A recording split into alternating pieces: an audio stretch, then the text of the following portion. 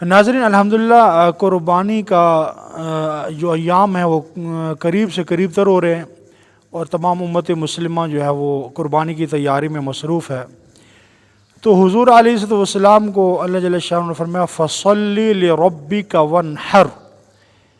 کہ اپنے رب کی قربانی کر، اپنے رب کے نام کی قربانی کر، وَانْحَرْ، اپنے رب کی عبادت کر، نماز پڑھ اور اپنے رب کی نام کی قربانی کر۔ تو قربانی ہم اللہ کی رضا کے لیے کر رہے ہیں، کسی کا دکھلاوا، نمود و نمائش،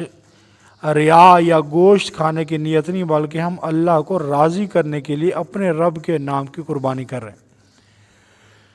اب سب سے بڑا مسئلہ یہ ہوتا ہے کہ قربانی کے اندر جو بڑے جانور ہیں، جن میں 7 حصے بنتے ہیں،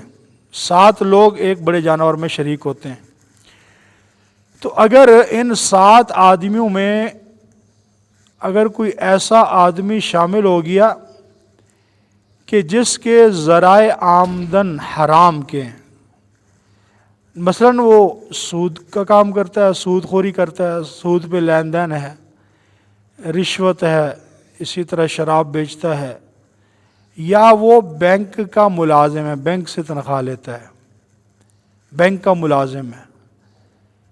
تو اگر ان 7 حصوں میں یہ بندہ شامل ہو گیا، سود خور، اسی طرح بینک کا ملازم، اسی طرح جس بندے کا عقیدہ ٹھیک نہیں ہے، وہ شرک کرتا ہے، غیر اللہ کی پوجا پاٹ کرتا ہے، جو حضور علیہ الصلوۃ والسلام کو حاضر ناظر مانتا ہے، جو حضرت علی رضی اللہ تعالیٰ عنہ کو مشکل کشا کہتا ہے، جو یا غوث اعظم مدد کن کہتا ہے، جو کہتا ہے یا رسول اللہ انظر حالنا، یا رسول اللہ اسمع قالنا،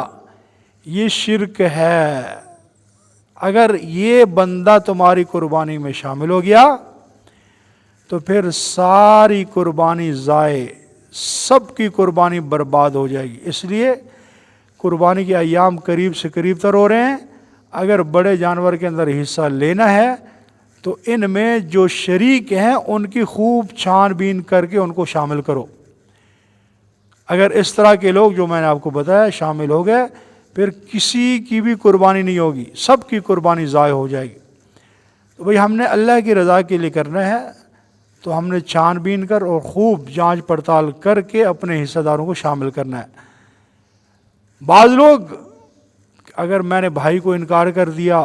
فلاں رشتہ دار کو انکار کر دیا، تو وہ مجھے کیا کہے گا؟ پتہ ہوتا ہے کہ یہ سود کا کاروبار کرتا ہے، پتہ ہوتا ہے کہ اس کا عقیدہ ٹھیک نہیں ہے، پکا پتہ ہوتا ہے کہ یہ اس کے ذرائع آمدن صحیح نہیں ہے،